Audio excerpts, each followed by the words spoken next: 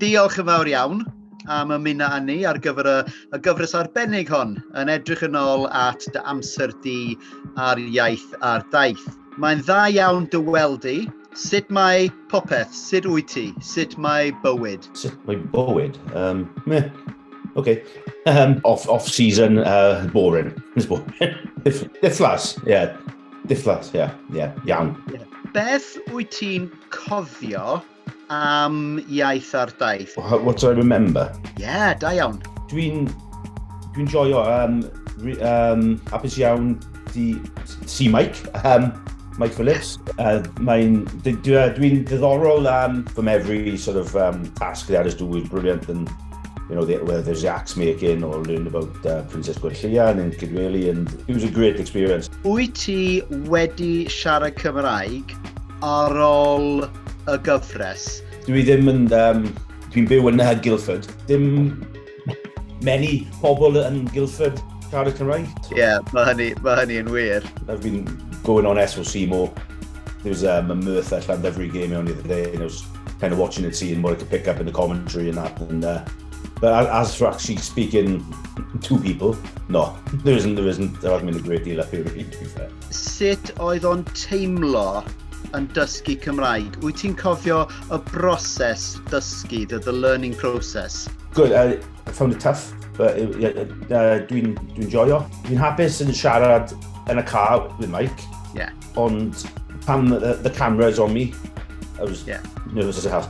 It's a tough gig. But I did enjoy it. The crew were brilliant. The crew were class, and I really enjoyed it. They were brilliant. I mean, one thing that strikes me here now is, if you don't mind me asking, just a little bit about what the emotional journey has been like, because you're sounding now really quite confident about things, quite confident about sort of paying more attention, listening to more things, doing bits of translation. Whereas when we kicked off, you had a slight sense of nervousness about the whole journey, didn't you?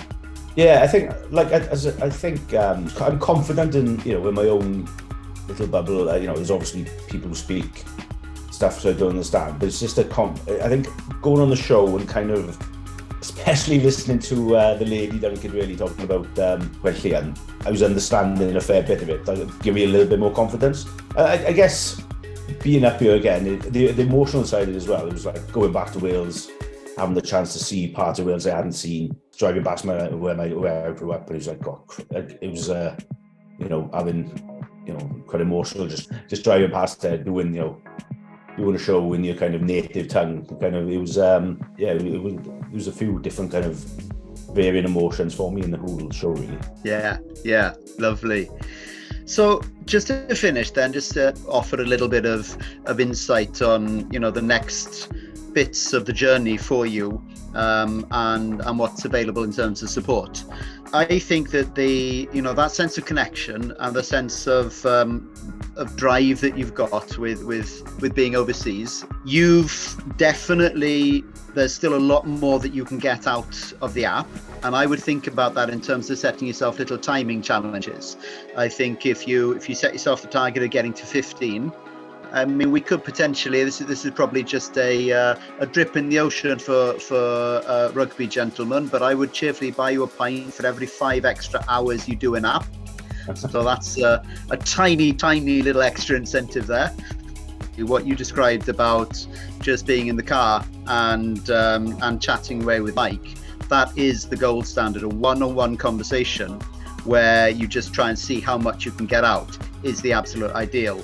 But I reckon by the time you've got to 20 hours in app, you will absolutely definitely be ready to try and set up a practice conversation with Ruth, and I think that would be fun for both of you.